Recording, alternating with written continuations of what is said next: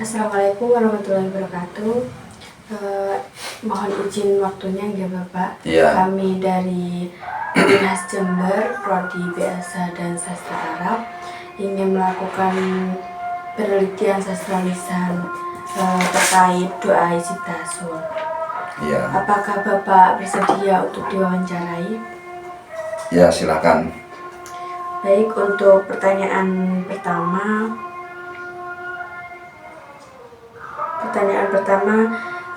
bagaimana awal mula Bapak mendapatkan atau mempelajari doa ijib tasun ini? Dari siapa, kapan, dan bagaimana prosesnya? Ya, pada saat itu saya mendapatkan doa ijib tasun ini, saya dapat dari Pondok Pesantren Al-Ahyar, Malar, Desa Macan Putih, Kecamatan Gabat. Di tahun 1996 saya mondok di Pondok Pesantren Al-Ahyar tersebut, dan kebetulan pada saat itu diajarkan doa-doa untuk pengobatan. Dan bagaimana prosesnya, Pak? Untuk mendapatkan doa ini, setiap anak atau setiap yang mau menjalani atau menghafalkan doa ini harus berpuasa selama 7 hari. Selalu akan dijajahkan doa tersebut. Baik, selanjutnya tolong Bapak bacakan doa ijib tasun ini. Adakah bagian-bagian tertentu yang harus diulang? Kalau untuk mengulang doa di setiap ayat tertentu tidak ada, di setiap bacaan tertentu tidak ada. Tetapi doa ini dibacakan setiap untuk pengobatan, begitu saja. Bisa tolong dibacakan doa ijib tasunnya, Pak? Ya, bismillahirrahmanirrahim. Allahumma inna nas'aluka bismillahil azam al-maghtum min rajil al-mu'abbati ad-daimi al-baqi al-muqalladi bi qalbi nabiyyika wa rasulika Muhammad wa as'aluka bismillahil azam al-wahid wahdatil ahad al-muta'ali al-qami wal adad al-muqaddasi an kulli ahad wa bi'aqli. Bismillahirrahmanirrahim. Qul huwallahu ahad, Allahu samad, lam yalid wa lam yulad wa lam yakul lahu kufuwan ahad. Antu sholli amati sirri hayatil wujud asbabil a'dami li kullil mawjud. Sholatan tusabit bi qalbil iman wa tuhafidunil Qur'an wa tufahiminul minul ayat wa ta'ulana biha nurul jannat wa nurun na'im wa nurun naduri ila wajhil karim wa ala alihi wa sahbihi wa barak wa sallam.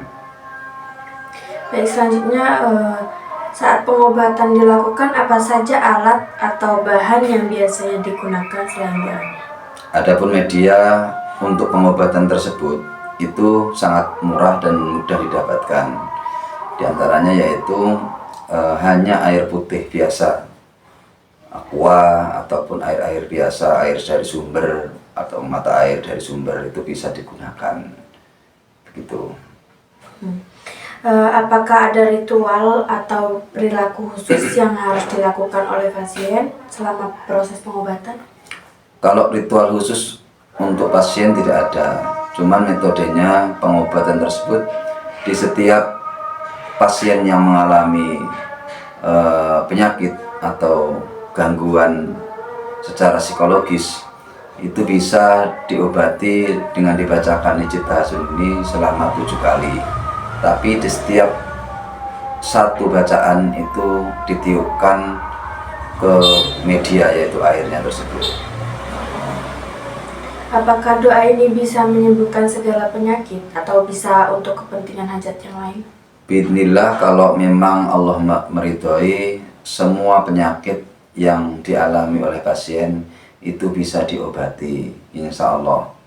Dan pasien pun akan mengalami beberapa tahapan apabila mengalami gangguan-gangguan penyakit yang diakibatkan oleh sihir ataupun penyakit yang lainnya.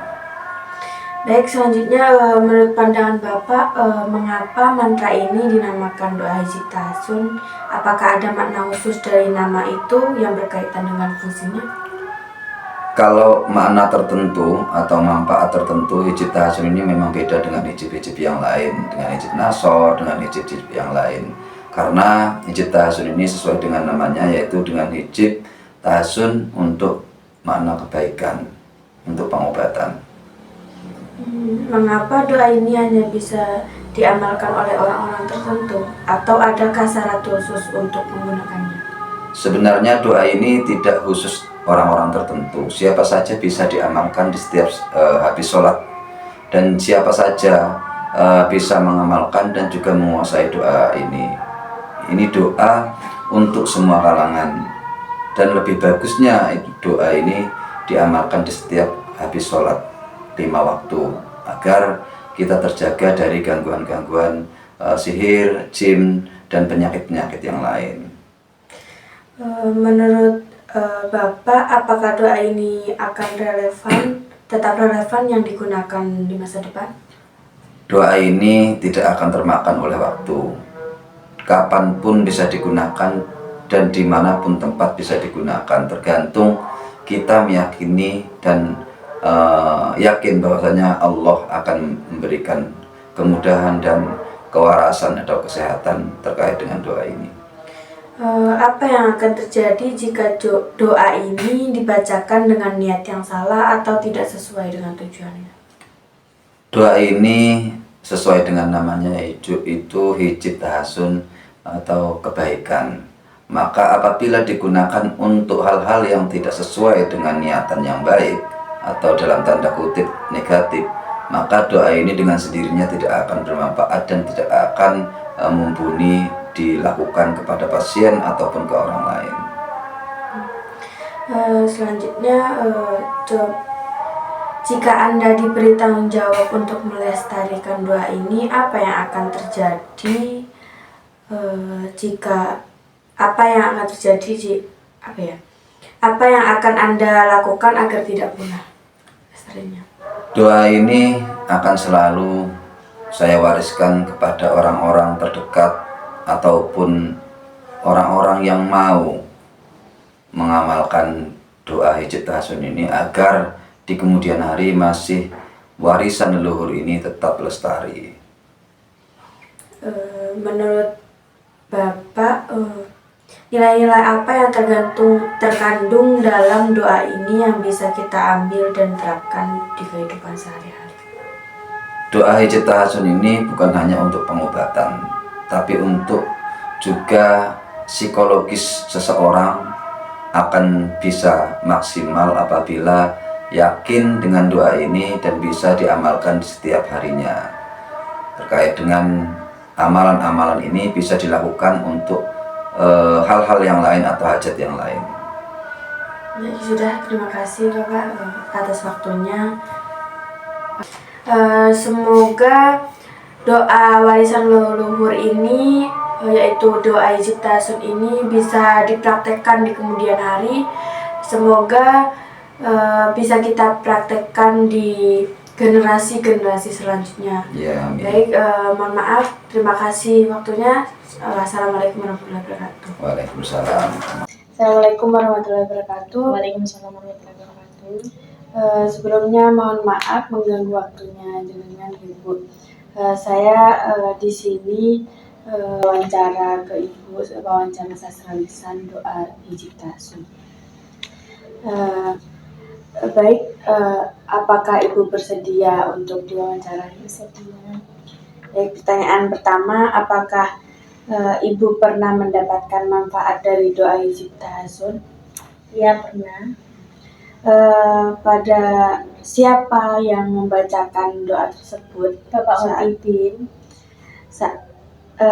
Waktu itu Ibu mengalami sakit apa nih? Mengalami gangguan makhluk halus. Hingga saat ini apakah Ibu mengalami gangguan makhluk halus? Alhamdulillah, setelah dibacakan hijab tahasun, saya sudah tidak mengalami gangguan makhluk halus lagi. Sekarang gimana keadaannya Ibu? Alhamdulillah sudah sehat, sudah mendingan setelah dibacakan hijab tahasun tersebut. Terima kasih Ibu, mohon maaf mengganggu waktunya. Ya. Saya pamit. Assalamualaikum warahmatullahi wabarakatuh. Waalaikumsalam. Permisi Mas, saya dari Winas Jember, Prodi Bahasa dan Sastra Arab, ingin mewawancarai Masnya terkait sastra lisan doa amalan Hijitasun. Sebelumnya mohon dijelaskan identitas dari masnya. Baik, nama saya Ataka Daniel Fala. Saya berasal dari Banyuwangi. Selanjutnya saya ajukan pertanyaan terkait doa amalan Hijitasun. Yang pertama, kapan dan dari siapa Mas Ataka pertama kali menerima dan mempelajari amalan doa Hijitasun? Kalau untuk waktu kapan itu kurang lebih 15 tahun yang lalu, di saat saya SD kelas 3 atau kelas 4 itu mendapatkan amalan atau ijazah doa Hijitasun. Doa tersebut itu dari orang tua saya, yaitu Bapak Khotibin. Lanjut, yang kedua, apa hubungan atau kedekatan Mas Ataka dengan Bapak Khotibin sehingga berkesempatan menerima ijazah dari amalan doa Hijitasun itu?